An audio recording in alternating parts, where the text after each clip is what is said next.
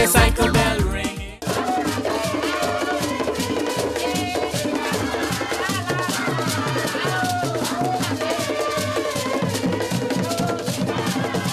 After a full day and night of partying yesterday, we've come here now to the International Conference Centre where the festivities are continuing.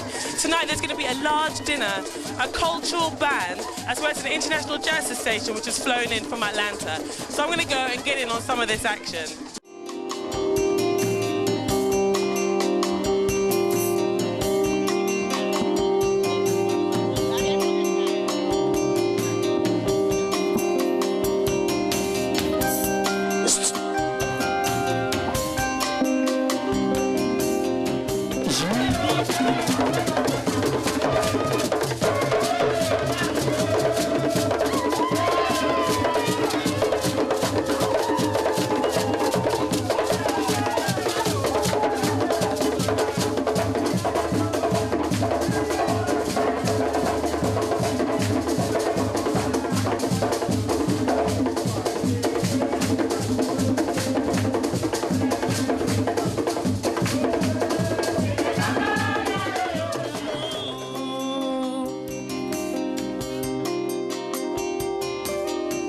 You've been kept down for much too long.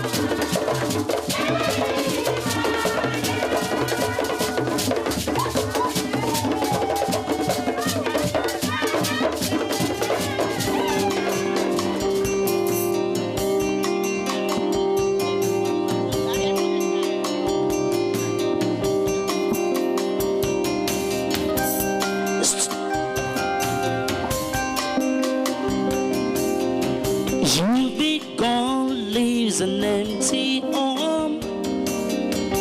Come on back where you really belong.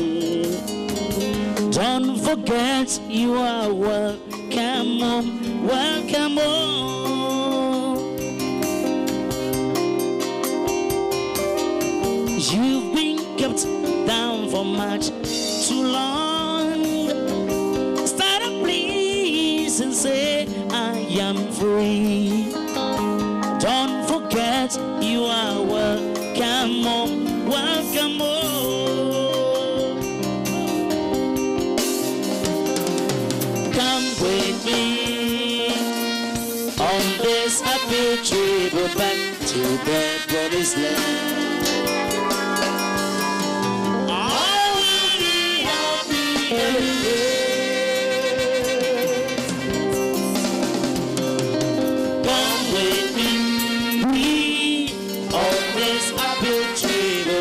To the promised land. All will be happy. You be gone, leaves an empty home. Come on back where you really belong. Don't forget you are welcome home, welcome home.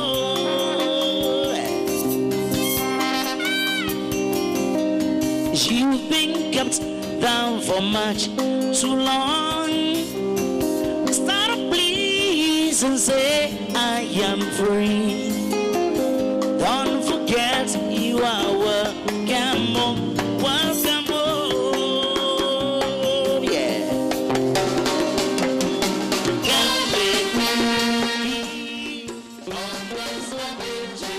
Now may we call on Mr. Hugh Aryee, who is the co-chairman of the Ghana Golden Homecoming 2007, to give us a welcome address.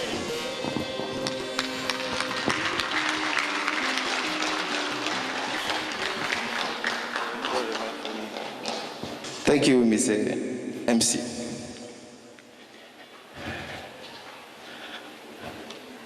Honorable Ministers of State, Reverend Jesse Jackson, my chairman, Mr. Mate Kwao, Ghana's Golden Homecoming 2007.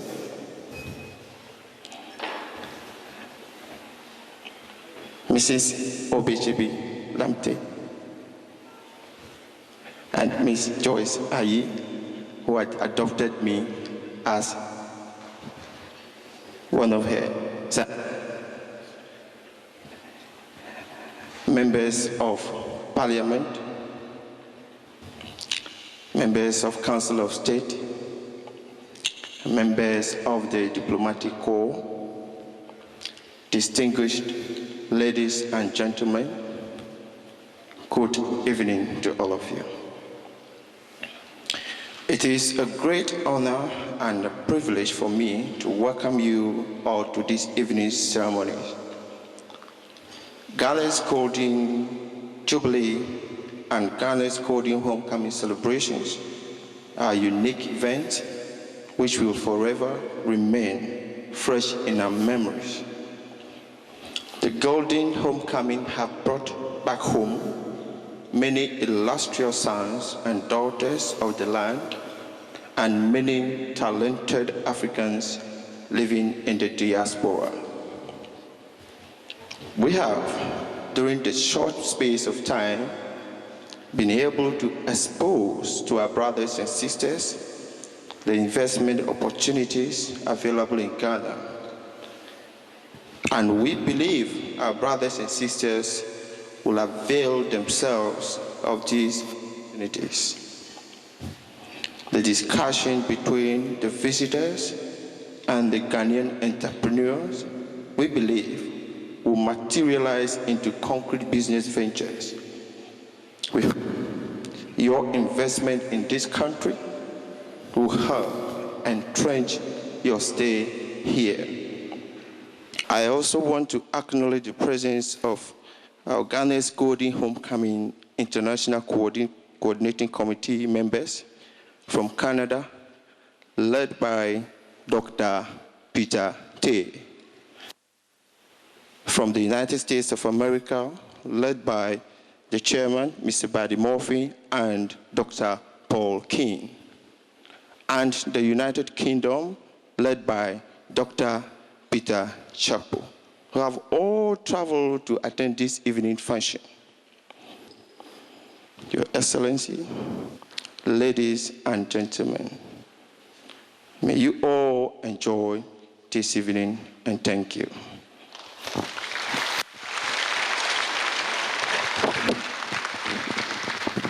Please, let's give Hugh a big round of applause. He's the one who makes everything happen for Ghana Golden Homecoming 2007.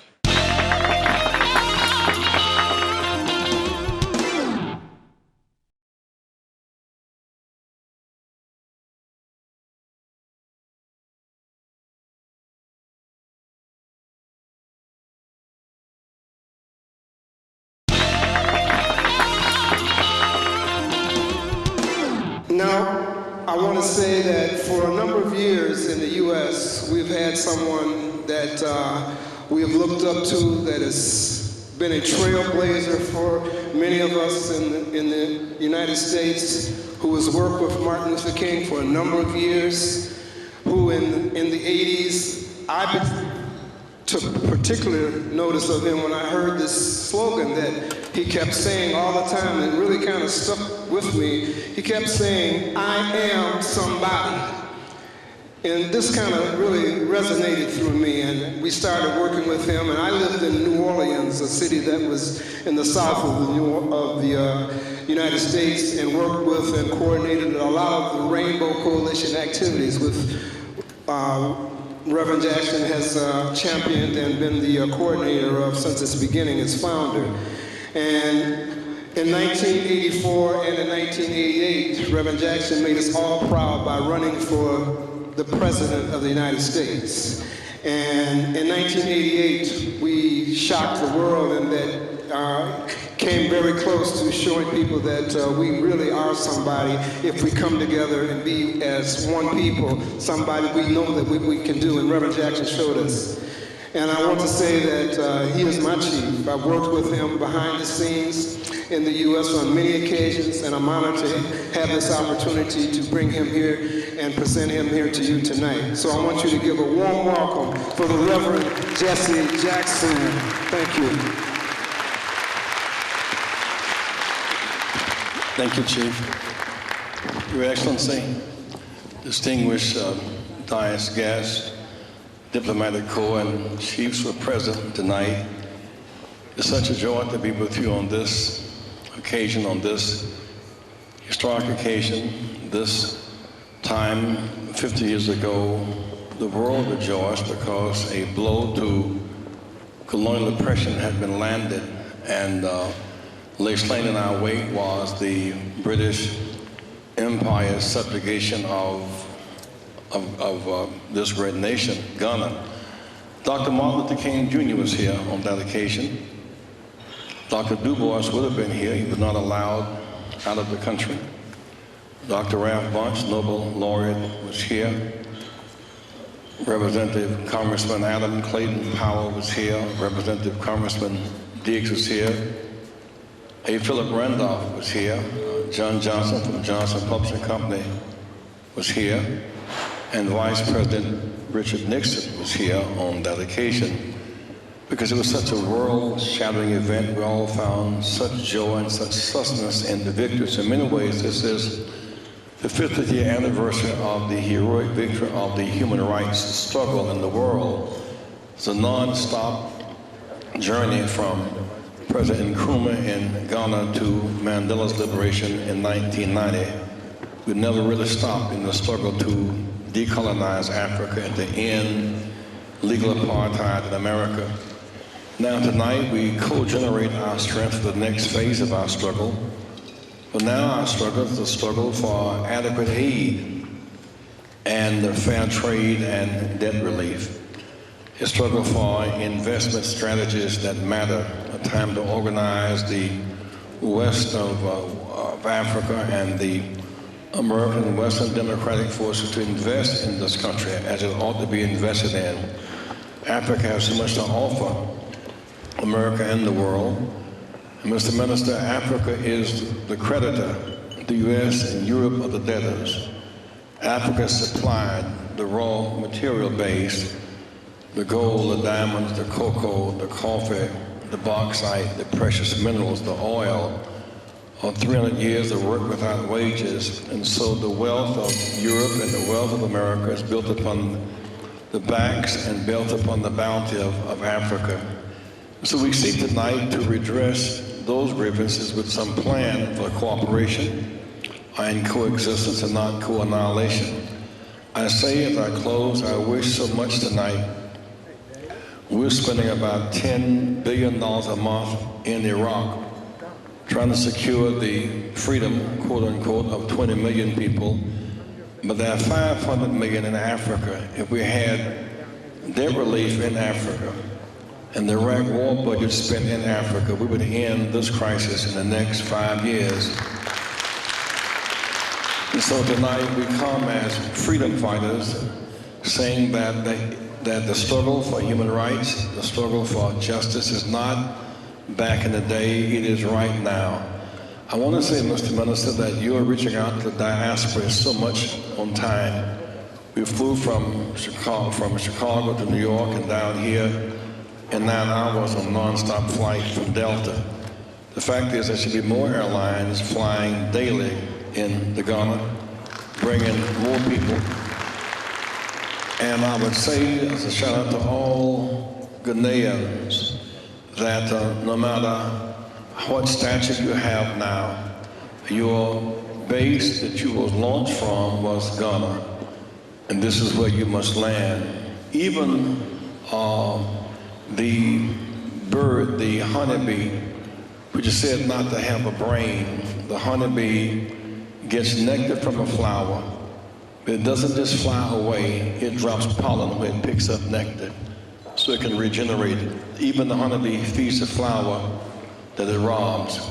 In some sense, those of you who've gotten your nectar from Ghana, your soul, your culture, your strength, your character, your beginning, have some obligation to feed the flower that you robbed. This is the time to reinvest some intellectual capital at home. It's time for some doctors to come back home and invest in hospitals. Time to come back home and teach some children. Time to come back home and to build a home. Time to come back home and to build. Let Mount Zion rejoice. Let the black stars shine brighter and higher. You've set the pace for the world. The whole world is indebted to you. So Ghana, we thank you for your strength of character. And do say, when people say you fell down, we fall down sometime, but we get back up again. Because the ground is no place for a champion, and so we rise. God bless you, people of life.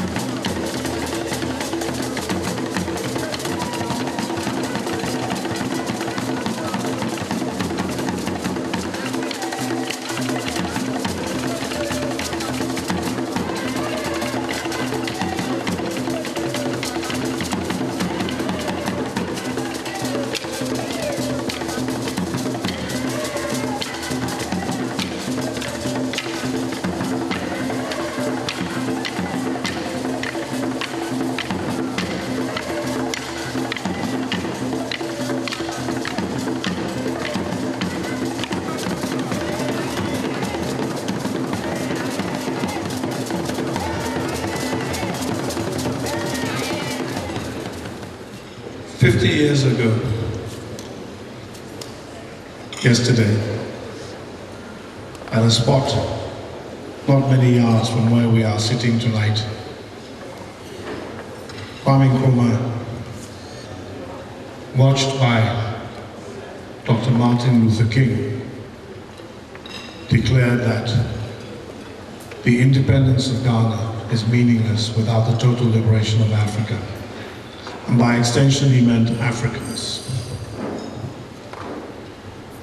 Later on, Dr. King also declared that he has been to the mountaintop and he has seen the promised land.